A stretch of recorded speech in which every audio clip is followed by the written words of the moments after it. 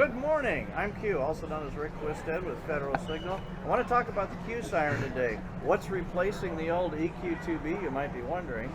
The old electronic one's been around for a very long time, but here's what we did with the new PF400Q.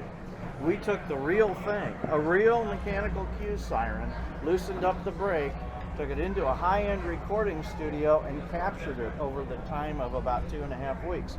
We also did the same thing with an air horn. Now, to reproduce this realistically, instead of the 200 watt amp, we now have 4 100 watt amps. Why, you might say? Well, if you use it in an ambulance, the spec says you've got to have 200 watt siren speakers, so they each have their own amp channel. In a larger rig, or like my demonstration truck, I have a 200 watt siren speaker called the BP200.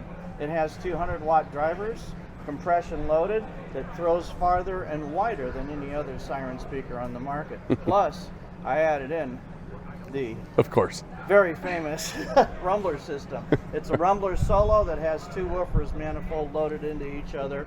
To escape the realism of a real Q siren, you've got to have low frequency content because they move a lot of air, and so does the air horn. Now, for the installers, the new control head looks just like the old control head, same 4 buttons, same rotary dial, and it's pre-programmed right out of the box, so the installer has an easy job. But you can move up into different things like the 17 button controller I happen to have installed in my truck. Do we want to listen to that? Sure. Do we want to do it from a distance? Glad you asked.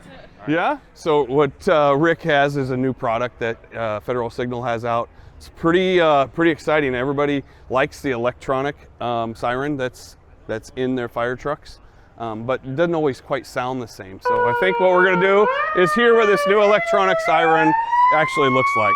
And you can see the truck is a couple blocks from here, or maybe a block away, and it is just loud. Of course, you need a setup like he has, but it's pretty impressive for that. That's an electronic Q siren that's going off right now. So we got a couple other things. Obviously a horn. He has some pre-programmed messages. Do not approach. Hot zone. Do not approach. Mayday, mayday, mayday. So you could set this up with any kind of warning, signing. You could use the verbiage that you have, and we can have all this information put into your new apparatus or your staff vehicle.